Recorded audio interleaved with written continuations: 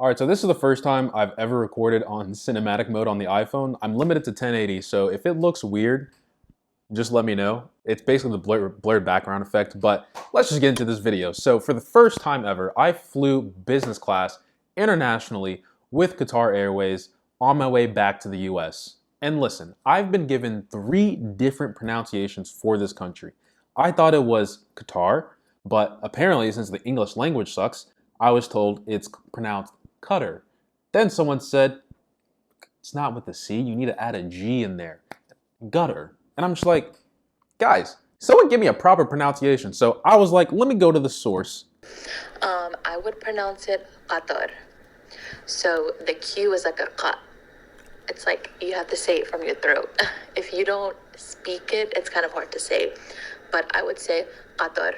So every time you hear me say Qatar, just imagine my friend's voice. So I'm going to walk you through my experience of the flight because I'm a lifelong economy flyer. And to me, this was insane. So don't expect super fancy B-roll shots or super analysis comparing to other airlines because hey, I don't got money like that. And these airlines are not paying me to do anything. I'm just your average Joe giving you my experience. So for context, I'm flying out of Doha, the Hamad International Airport, which I will admit is a pretty nice airport. Okay, let's get started. So first, business class gets to board first, obviously. But there were 2 entrances to get on the plane, so you may never even see economy people, like myself. So the flight attendant directs me to my seat, and I am mind blown. If you want to get into the experience, just jump to like this part of the video. I'll talk about the mini suite first. Where do I even begin? So there's a sliding door on your left or right to, I guess, for privacy, and it's 1 mini suite per person. Couples, I'll get to you in a second. Let's start off with what you get. You have a ton more room than economy where you can extend your legs. Your chair folds into a bed, and it's like a 50-way adjustable seat with presets and massaging features. More on that later. Economy class, you're basically sitting in a dining room chair made out of wood. That's what it feels like. Business class, you get this huge tablet with more information than economy class, so it feels like business class has different software. You get a free glass of champagne when you board. Probably shouldn't be drinking alcohol in public, but it's offered nonetheless. You get the COVID cleaning stuff, standard on economy. You get the 10 feather pillow that you also get on economy, but you also get a full-on quilt. That blanket, oh my, wow. The blanket was amazing. The quilt was amazing. You also get, in addition to the 10 feather pillow, you get another pillow with much more padding, more comfortable. You also get another kit with stuff from Italy like lip balm, lotion, earplugs. Let me see. I have it here. Never opened it. Let's see. These are the airplane earbuds. I never use these. You have the anti-aging moisturizer based on biophenol CMP. Wow. Jeez. And then you get the lip balm, of course, and then you have a hydrating facial mist. Okay. I'll get to this in a second. So then the flight attendant offered me a hot towel, but I was already overwhelmed with the amount of stuff I was already getting, and I was just not used to this. I was like, I'm good. I don't need a hot towel, thank you. But she insisted on giving me a hot towel. In hindsight, I probably should have wiped the, dirt, dust off my face, but admittedly, I was overwhelmed by what I was already getting, and I didn't know what to do. There's more, by the way. They give you a pair of pajamas, a much nicer sleeping mask than economy with more padding. On the far left or right, there's the storage area. That's where I put my iPad, my MacBook. Comes with a free water bottle. They also give you these over-ear headphones, which probably sounded great, but I never touched them. The storage section itself actually becomes an armrest area that you can lift up, or it can be a spot where you can just like lean and read a book or something. I'll see if I have a clip of me doing that. I don't know if I'm gonna have those clips anymore, but there's an HDMI port, so if you need a second display, basically using the tablet screen in front of you, you can do that. And like I said, at this point, I'm sitting here mind blown. So now let's get into my experience, right? So I sit down, I'm soaking this all in, except for the hot towel. I'm staring at the hot towel like, what am I supposed to do with this thing? Flight attendant walks over, introduces herself. Angel sent from heaven, the nicest woman I've ever met in terms of a flight attendant experience. She asked me what my preference was for the menu. I told her orange juice would be great, gave her my preference for food, and without further ado, let's talk about the menu. Now, before I left, I had something called machbus lamb. Let me tell you, mouth is already watering. I posted a picture on Instagram and then people were DMing me like, is that chicken kapsa? Is that mutin biryani? Listen, guys, can we just pick one name and stick with it? So listen, I'm gonna say I got a bowl of rice. It wasn't even a bowl, it was like a plate of rice with nuts and a fat piece of lamb. And then on the side I had a saffron coconut cake. And let me tell you, bro, my mouth is legit watering right now. I can taste it all. It was so good. And people say portions are huge in America. I felt like I ate for a whole family. I was already full boarding the plane, okay? So the food selection you have and drink selection is honestly ridiculous for a plane. Economy class, you get choices of like 3 different Lunchables. You have like the nachos, the pizza, and then you have the rice that's undercooked with meat. That's basically what you get in economy class. Business class, 5-star meals. Every single item, 5-star meal.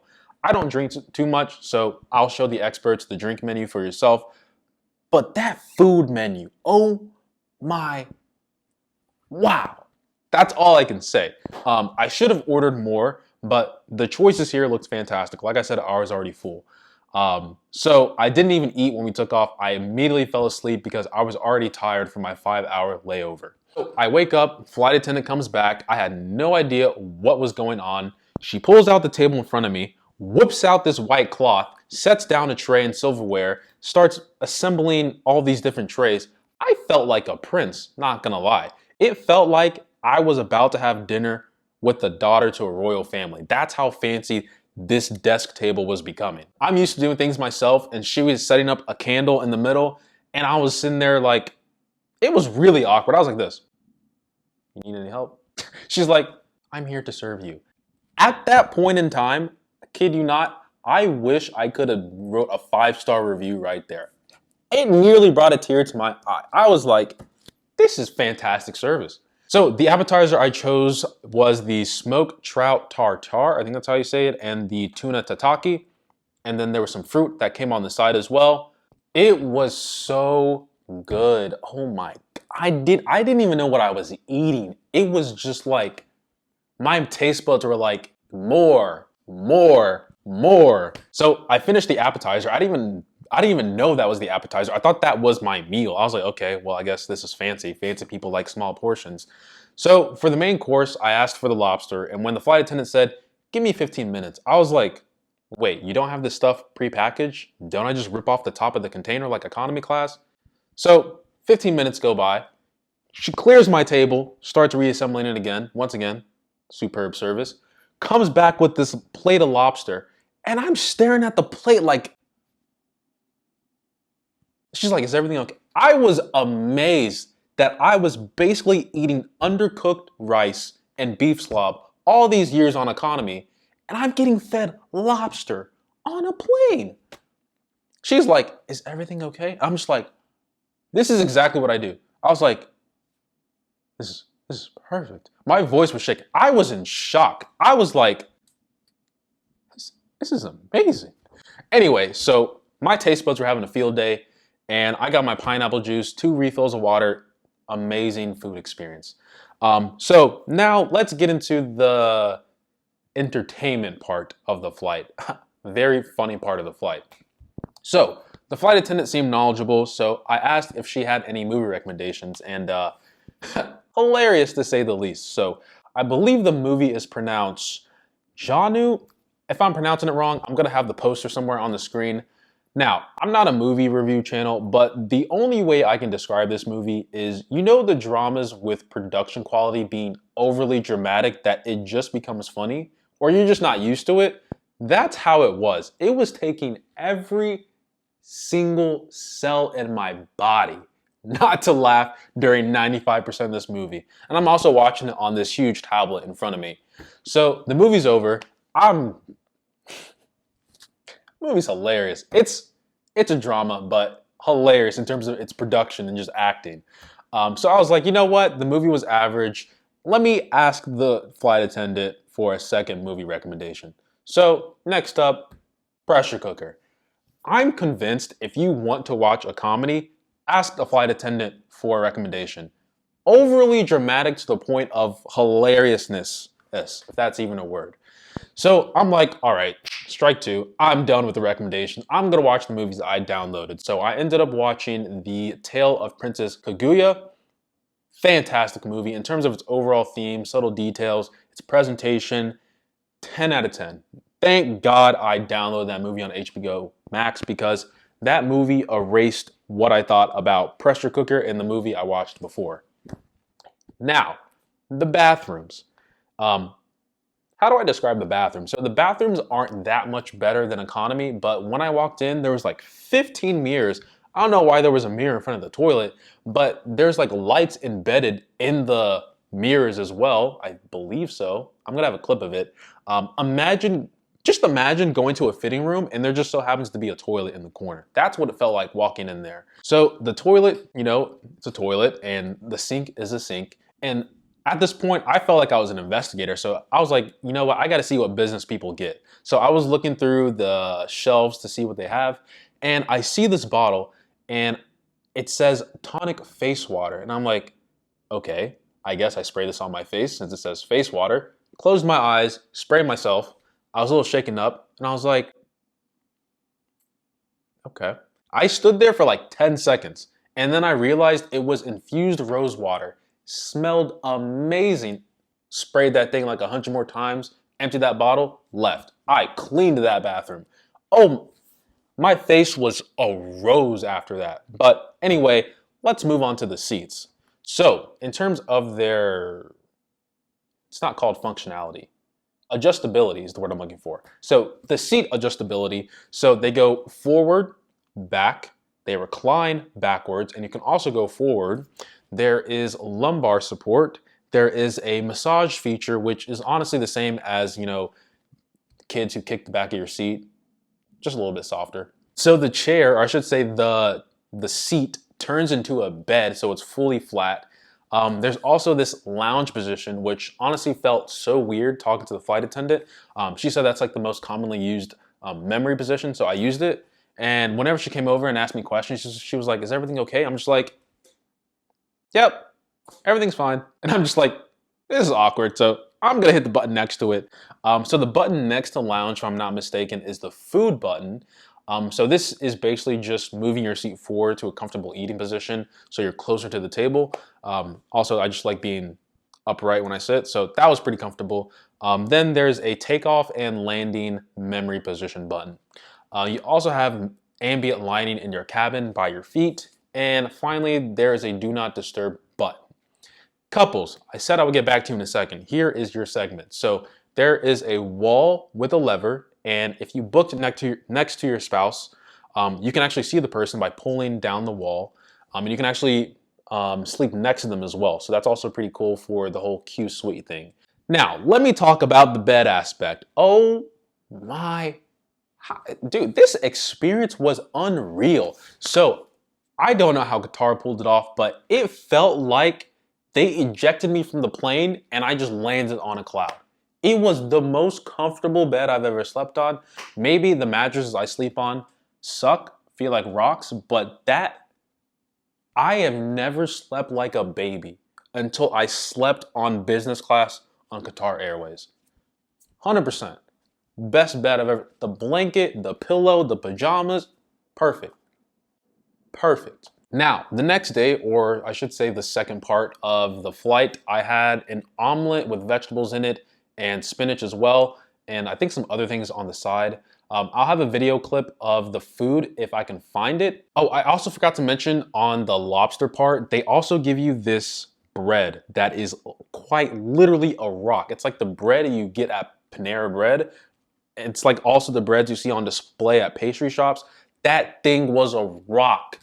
I almost lost my teeth eating that. But in terms of the food in general, amazing. And I finished off all my meals with 3 cheesecakes. They're like these small round pucks with like strawberry at the base. So delicious. Amazing. And the food you can order on demand as much as you want. So take advantage of that if you do happen to fly Qatar Airways. But it feels like the meals are big, so I don't know if you're going to be able to go through the whole menu. So from there, I just worked on YouTube stuff, getting caught up with emails, texted a few friends, landed, then I'm back here. So, immigration service, plus COVID. International travel is such a pain nowadays, but Morocco, I'm coming for you next, Casablanca. But overall, this is the best flight I've ever had on a plane, and Qatar didn't pay me to fly business or anything. I upgraded myself. Unbelievable flight experience. The customer service and experience is something that I think is so commonly overlooked in terms of reviews.